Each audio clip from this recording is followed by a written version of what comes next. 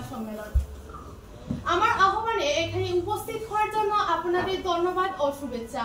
সম্মানিত সাংবাদিকবৃন্দ, আমি সিলেট মহানগরীর শ্যামলী মেইন রোড ইসলামপুর মেজরটিলা এলাকার আকমল আলী আইক মিয়ার ছেলে রাজু আহমদ 39 এর স্ত্রী।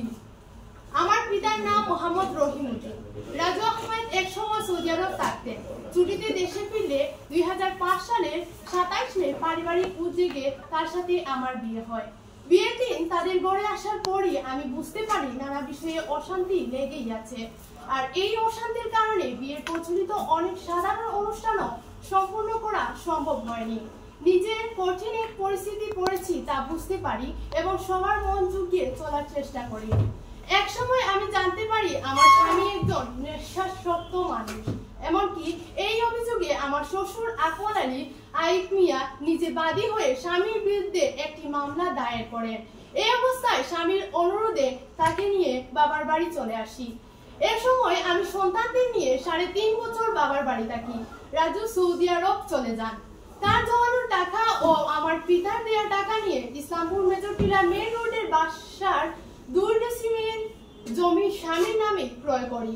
আমার সঙ্গে ঝামেলা হলেও উত্তরাধিকারী হবে আমার 3 সন্তান, এমন চিন্তা ভাবনা থেকেই তার নামে জমি ক্রয় করি।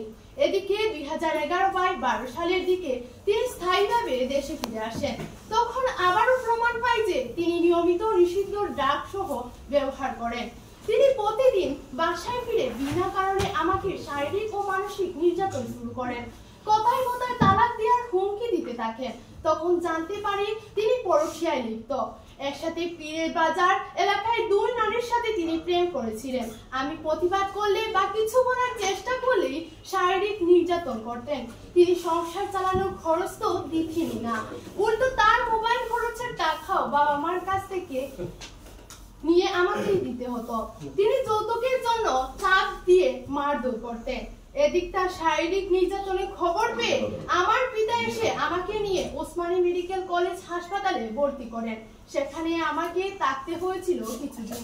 তিনি এত ধূর্ত ও নিষ্ঠুর যে আমি যখন হাসপাতালের বেডে কাতরাচ্ছি তখন তিনি আমার বিরুদ্ধে থানায় মিথ্যা অভিযোগের মামলা দায়ের করেন।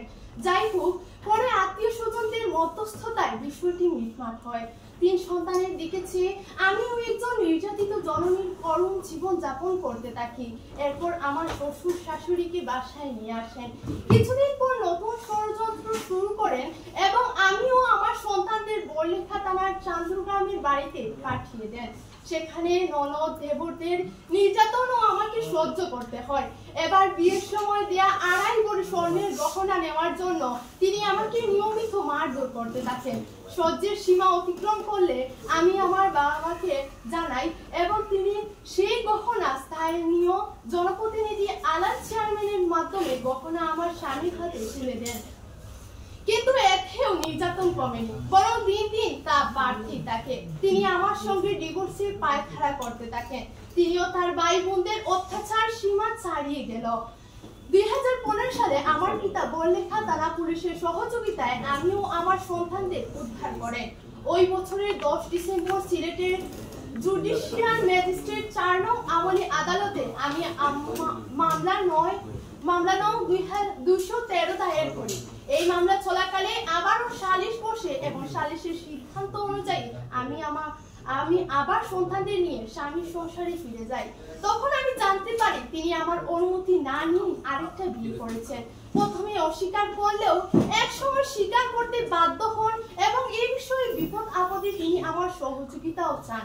সন্তানদের মুখের দিকে চেয়ে আমি তাও মেনে নিতে বাধ্য হই। কিছুদিন ভালো কাটার পর আবার তিনি নির্যাতন শুরু করেন। 2016 সালে 13 আগস্ট তার নির্যাতনে আহত অবস্থায় আবারও আমার পিতা উদ্ধার করে ওসমানী মেডিকেল কলেজ হাসপাতালে ভর্তি করেন। আমি কয়েকদিন চিকিৎসা নিয়ে 16 আগস্ট সিলেটের নারী ও শিশু নির্যাতন দমন ট্রাইব্যুনালে মামলা নং 425/16 দায়ের করি। মামলায় তিনি গ্রেফতার হন। 1.5 মাস কারাগারে থাকার পর এলাকাবাসীর অনুরোধে এবং নিজের সংসার টিকিয়ে রাখার জন্য আবারও আমি এবং আমার অভিভাবকরা সালিশে সম্মত হন এবং তিনি জামিনে বেরিয়ে আসেন। কিন্তু থেকে 6 মাস পর আবারও তিনি যৌতুকের জন্য নির্যাতন শুরু করেন। আমি এক পর্যায়ে বাধ্য হয়ে বড় বোনের কাছ থেকে 5 লাখ টাকা ধার করে এনে তার হাতে তুলে দেই। ওই টাকার সাথে তার নিজের টাকা মিলিয়ে একটা নোহা গাড়ি ক্রয় করেন। এরপর বাসায় তৃতীয় তলায় একটি কক্ষ করার জন্য আরো 1.5 লাখ টাকা এনে দেই। সর্বশেষ 2024 সালের 29 অক্টোবর তিনি আবার আমাকে মারধর করেন। ড্রাইভারে নিয়ে আমাকে হত্যা করতে উদ্যত হন। বাচ্চারা দৌড়তে গেলে তারাও আহত হয়। দরজা ভেঙে আমাকে হত্যা করার চেষ্টা করলে আমি এবং আমার বড় ছেলে 999-এ কল দিই। শাহপুর থানার পুলিশ আমাকে উদ্ধার করে ওসমানী হাসপাতালে ওসিসিতে ভর্তি করেন। আমি 3 দিন চিকিৎসা নিয়ে বোনের বাসায় আশ্রয় নিই। এদিকে চলতি বছর এসএসসি পরীক্ষার্থী আমার যমজ ছেলে ও মেয়ে তাদের বই খাতা বাসা থেকে আনতে চাইলে তাদের পিতা তাদেরকে হত্যার হুমকি দেন। তারা বই ছাড়াই নির্বাচনী পরীক্ষা বা টেস্টের 3 বিষয়ের পরীক্ষা দেয়। এরপর একজন এলাকাবাসীর সহায়তায় কিছু বই ও কাগজপত্র আনতে সক্ষম হয়।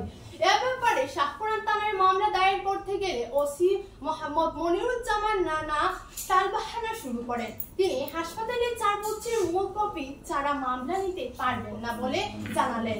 আমি মূল কপি তার হাতে তুলে দেই। তারপর আবার তিনি জানান এসএমপি কমিশনারের নির্দেশ ছাড়া তিনি মামলা নিতে পারবেন না। আমি সন্তানদের নিয়ে কমিশনার সাহেবের সাথে দেখা করি। তিনি দ্রুত মামলা দেওয়ার নির্দেশ দিলেও দিনের পর দিন ঘন্টার পর ঘন্টা থানায় বসে থেকেও কোনো লাভ হয়নি। তিনি মামলা নেননি এবং আমার হাসপাতালের ছাড়পত্র ফেরত দিতে পারবেন না বলে জানিয়ে দিয়েছেন। এখানে উল্লেখ করা প্রয়োজন, একদিন রাতে আমাকে থানায় যেতে বলেছিলেন তিনি, কিন্তু সেদিন অসুস্থতার কারণে যেতে পারবো না জানালে তিনি আমার জন্য কিছু করা সম্ভব নয় বলে জানিয়ে দেন। জাতির প্রেমের সাংবাদিক ভাইয়েরা, দিনের পর দিন থানায় ঘুরেও ওসি সহযোগিতা পেলাম না। আর উনি হঠাৎ ডাকলেন, কিন্তু অসুস্থতার কারণে আমার যেতে না পারার কি বিচার পাওয়ার যোগ্যতা হারিয়ে যায়? আপনাদের বিবেকের কাছে আমার প্রশ্ন, পুলিশের এমন আচরণ কি আদৌ কাম্য বা গ্রহণযোগ্য? তাহলে আমরা নিরাপত্তার জন্য কোথায় যাব, কার কাছে যাব? পরে গত 26 নভেম্বর এই ব্যাপারে আমি সিলেটের নারী ও শিশু নির্যাতন দমন ট্রাইব্যুনালে অভিযোগ দায়ের করি। এদিকে গত 20 জানুয়ারি বই আনতে আমার ছেলে মেয়ে বাসায় গেলে ওদের পিতা অশ্রাব্য ভাষায় গালাগালি করেন এবং হত্যার হুমকি দেন।